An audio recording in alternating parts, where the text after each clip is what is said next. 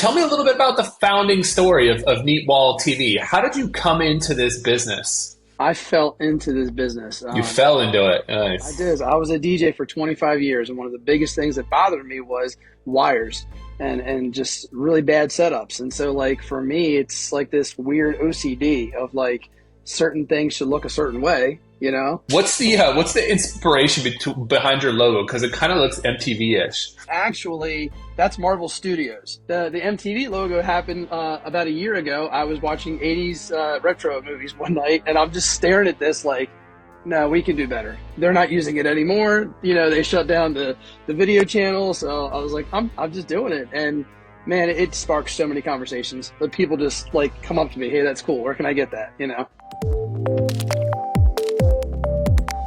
All right. Hey, everybody. Welcome to the Superpro podcast, the heartbeat of home service excellence. I'm Roland.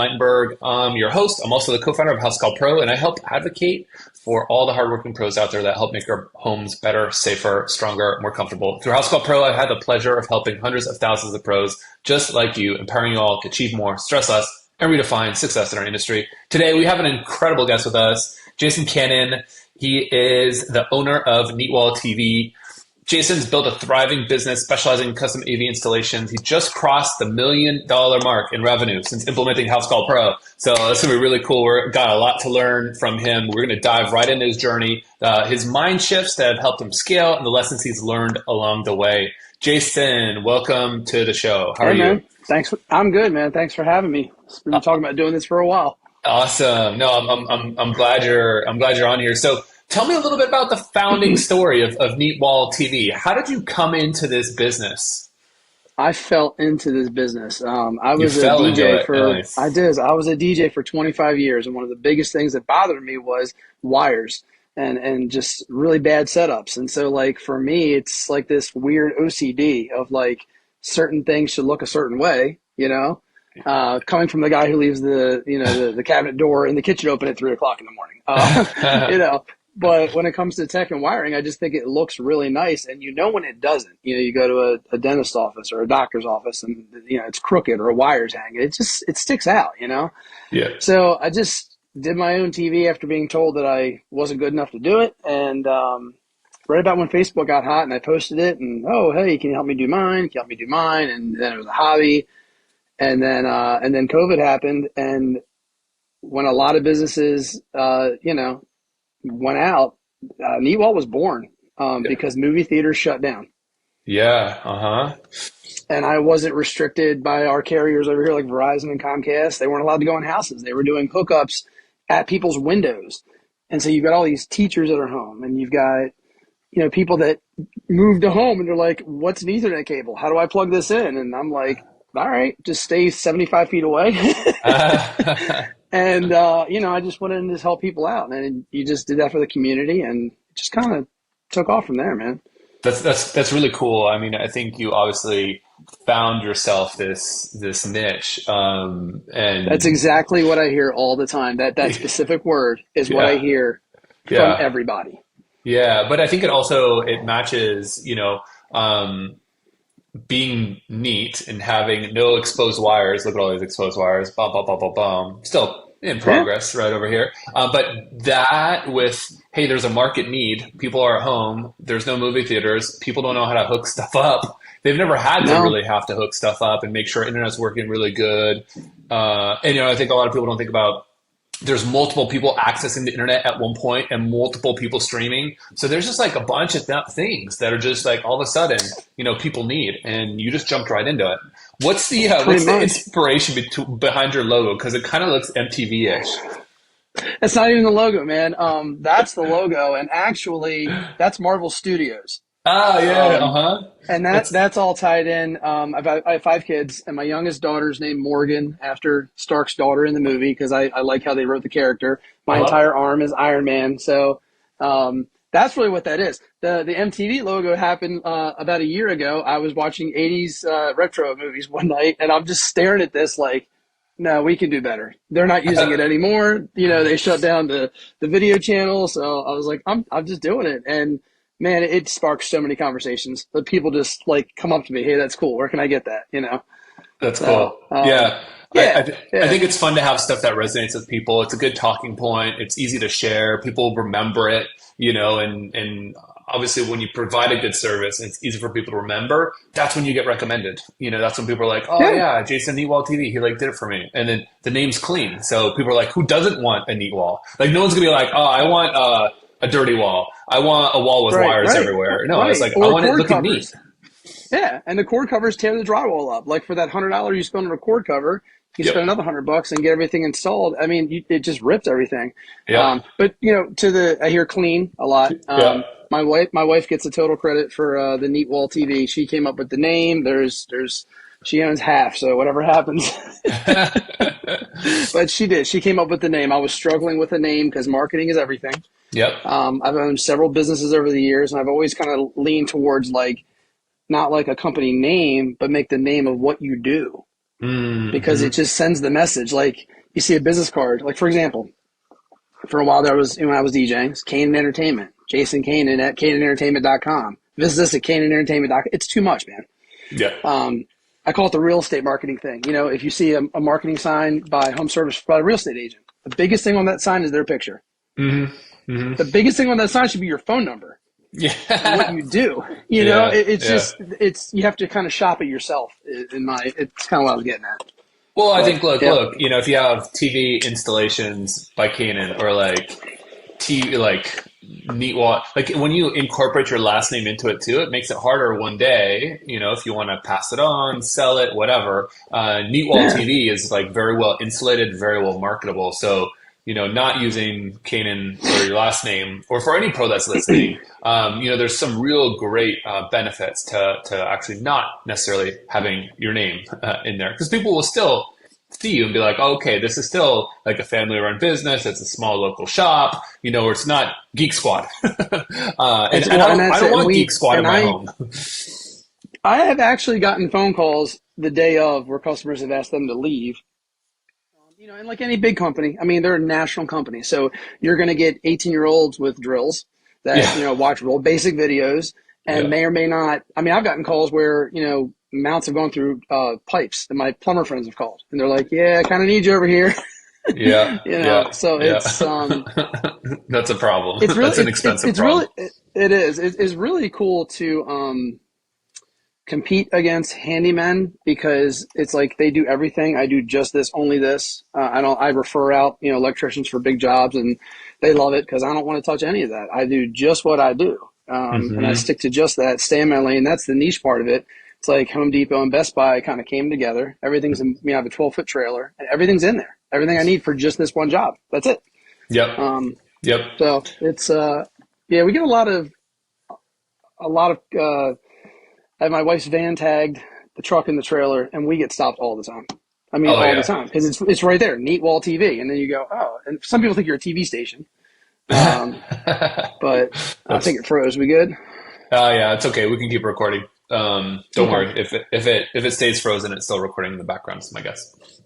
cool. Um, so I think obviously having good marketing, not just the name, having it on the truck and trailer, whenever you're parked in front of people's homes, if you're doing it in that particular neighborhood, people will see you, and then folks will think like, oh yeah, I want my wall to be installed, or my TV to be installed neatly on the wall. So I think all these things make a big difference to your business, and is part of the reasons why you just crossed the $1 million revenue mark.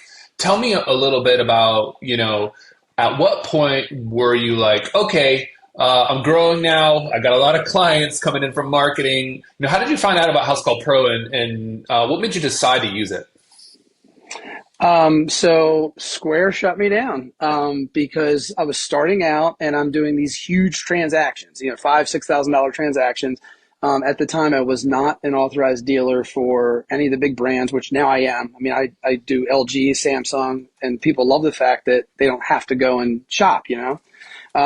But I got shut down by Square, and it was just like a random audit, like, hey, we think you're suspicious. And it's like, all right. So I was talking to one of your other pros, Zach, who owns a plumbing company, and he's like, dude, you got to get onto this. And he sent me the link, and I was in love with the on my way text. Like to me, that in itself was perfect. I used to Hmm. like, talk to customers if they had an iPhone. Then I'd put, destination in the maps, and I would do share ETA. I'm like, look at me, I'm cool. And so to have that one feature, like you had me at that, man. You had me that forever. Well, I think honestly, just a little bit of an extra professional look added to your business helps you charge more premium prices because Yeah. people don't even really expect that from home service companies, even in today's age, even in like the Uber age. But when you do things like that, all of a sudden now everything just looks a little more polished, a little more professional. When you give that quote versus, one of the Craigslist, hey, I'll come, hang up your TV for you, competing versus the handyman, you'd be like, well, of course it's more expensive. And that helps you, charge that price, that you need to and that you want to be a good Right, and profitable company. I get the insurance. I mean, the insurance is what sells it.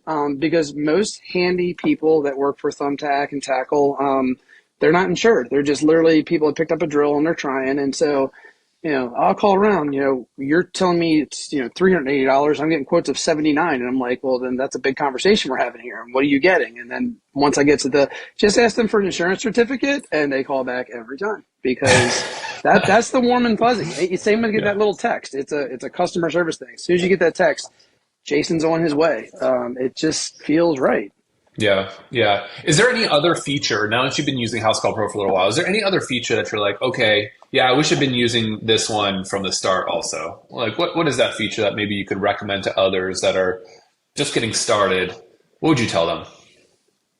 That's a tough one, man. Because I think you have to use more of the laptop version to really Mm, feel the features as where like I'm mm-hmm, always in the field. mm-hmm, mm-hmm, So I work off my iPad and my iPhone a lot. If I need mm-hmm. to log in, then I'll do that. Damn, that's tough. You can't. That's like saying, what's my favorite Foo Fighters song? That's not fair. It's just not right, man. Because you have so many good ones. I don't. I think everything. I mean, I've been with you guys now 5 years. I've seen a lot of development, a lot of rollout, a lot of Yeah, changes. Even if I don't use the features, and I'm sitting yeah. here going, "Wow!" And it's like because you guys think like the people in the field and Mm-hmm, not mm-hmm. like sitting in an office trying to hit a number. I think that the hybrid of that right there is why all things with House Call is good. I keep Yeah, reading about the VoIP, the VoIP service sounds fantastic. Like, any initial rollout you get flack, but yep. it's been nothing but positive vibes since then. Yeah, I think, for, just to kind of recap what you said is, House Call Pro, you have the mobile app version, which is native for iOS or for Android. And then you've got the web version, which is typically meant for folks that are, behind either a laptop, computer screen, but can be used on, the iPads. It can also even be used on smaller mobile phones, but you got to scroll around a lot and it's a little busy. Yeah. And that's because you just don't have the same real estate, the same definition, Oh yeah. and Yeah. as you would as a bigger one. But there are some feature differences in terms of there's more things you can do on the web because there's just more space. And then the app is meant to be more streamlined, easy to use because you might not need all of the things at your fingertips at any given time versus the office person, or the person that's out on the laptop. They have to be able to like really dial things in. But don't be afraid to use both. And my recommendation just for people starting out, experience both sides. So know what your Absolutely. technicians, know what your people out in the field are doing, what they're seeing, what they're capable of, versus what you can do from the desktop, and vice versa. Also, because there's Yeah. always things that are changing in the platform, and it's good to make sure. I tell people often, make sure that you experience the homeowner side or the customer side yourself. So make yourself as a customer or your Yes. spouse I've as a done that too. customer, Absolutely. and Yes. then Absolutely. run through it. Look at what the Yeah. text is.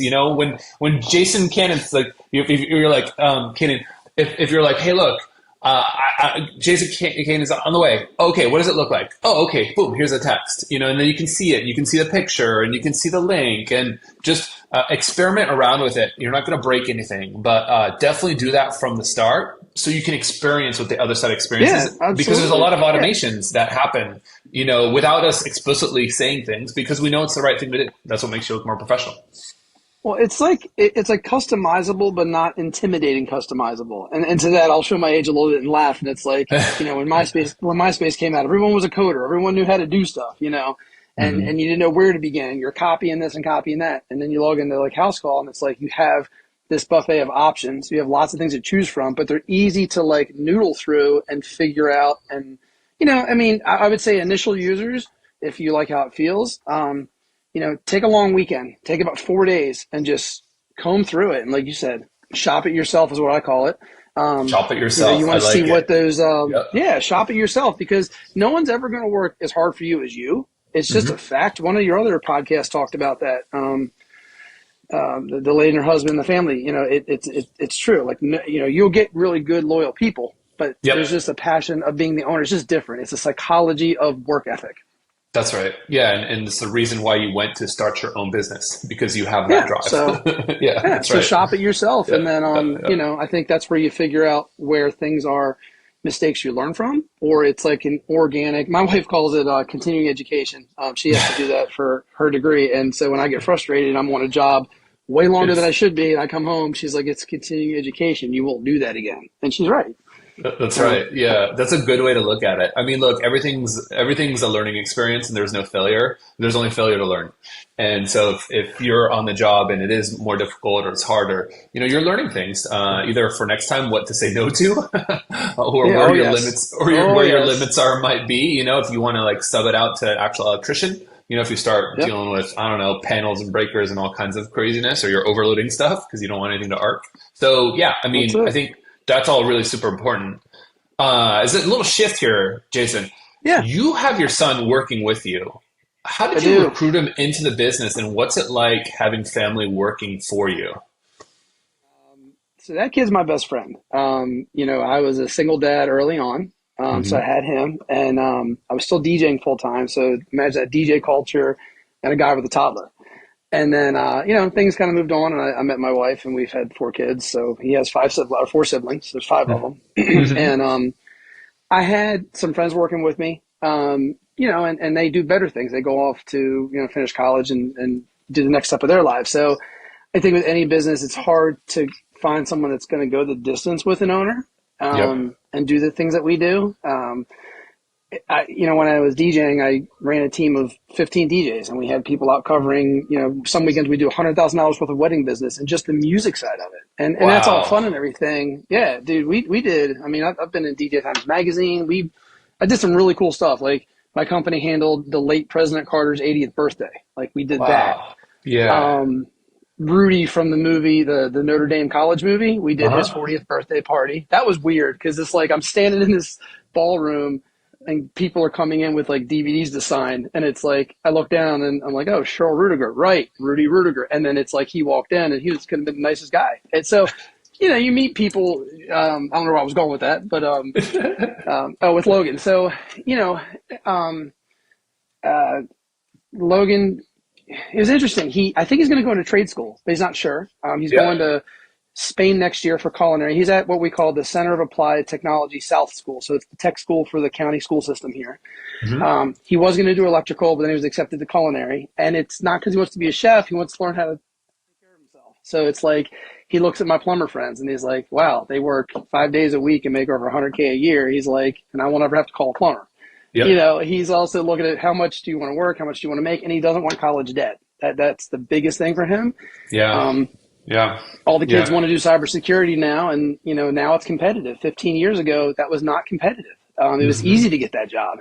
Hmm. Hmm. So he just started, being a helper to me, and now he can do a full install by himself, electric. He does all of it, man. Low data, he does all of it. And Wow. when he's not with me, it takes me a lot longer to get stuff done. But Yeah, yeah, yeah. Well, it's yeah, it's yeah. it's nice to have someone like you mentioned that you can rely on and that can go the distance. If you want Yeah, to. man. And He's a full installer, and I pay him well. I mean, I pay him what I have to pay someone else. I get to spend the days with my kid.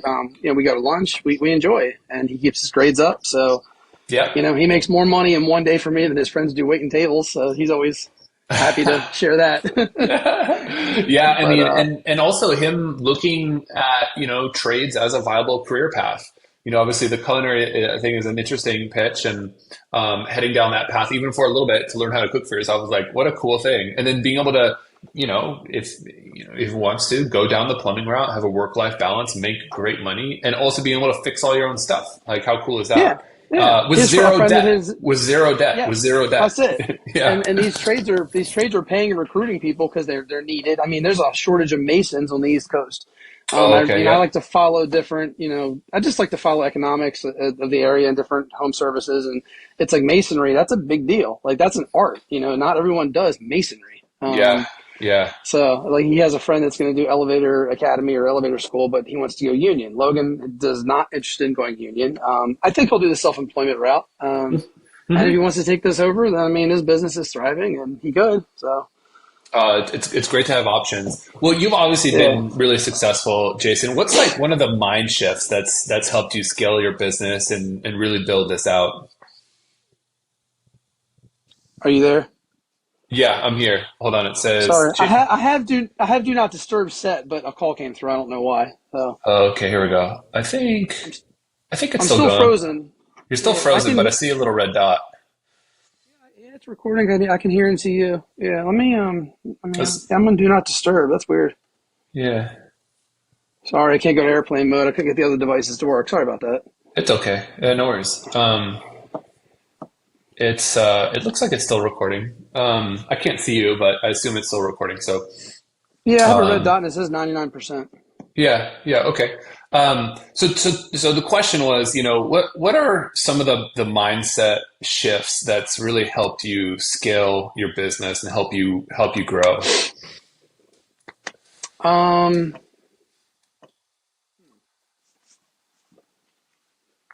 I guess it's the niche thing and the challenge of doing what other people won't.